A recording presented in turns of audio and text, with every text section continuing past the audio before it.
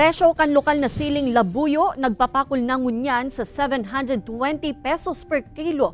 Kakulangan sa nagugusing sili, rason subuot sa paglangkaw sa presyo sigun sa Department of Agriculture. Uyan report ni Chris Novello.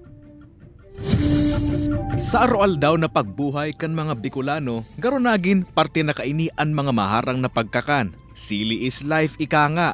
Alagad paano na sana kung ang sili sa ngunyan, pasakitan pa ang pagkua.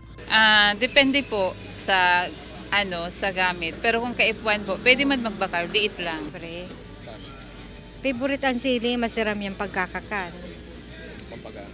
Pampagana pati yan pagkakan. Haros 2 semana sa nakaya ang nag-agi ang dating 320 pesos per kilo na presyo kan siling labuyo kaninero 8, ngunyan 720 pesos per kilo na. Kayaan karindirang ini sa Barangay San Francisco, aminadong pagtitipid ang pigbubugtak na sili sa indang pigluluto, mantang igwaman ng dikit na paglangkaw sa presyo kan mga nasa menu na pigagamitan ng sili.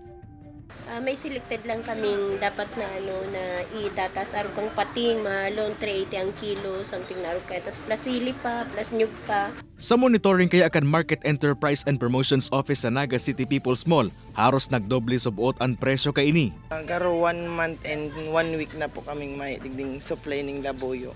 Pigkumpirmar man kan Department of Agriculture Bicol na di talaga nagugusing sili sa ngunyan, huli sa paborobagong panahon kay apektado man maski ang supply kay ini sa mga merkado. Sabi ng mga farmers sa iba't ibang munisipyo, lalo ng Camarines Sur na nabigyan namin ng mga bini, medyo kulang daw ang anis na ngunyan dahil sa patuloy na pag-ulan na naranasan noong December. Sa ibong kan kakulangan asin mahal na presyo kan labuyo, mantinido man ang presyo asin supply kan iba pang variety ng sili, sirik kan Taiwan labuyo, natural na sili na pang Bicol Express, asin siling pang sigang.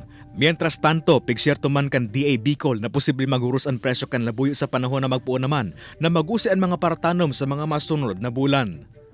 Kay Baran si Carlo Abonita, Chris Novello, Balitang Bicolandia.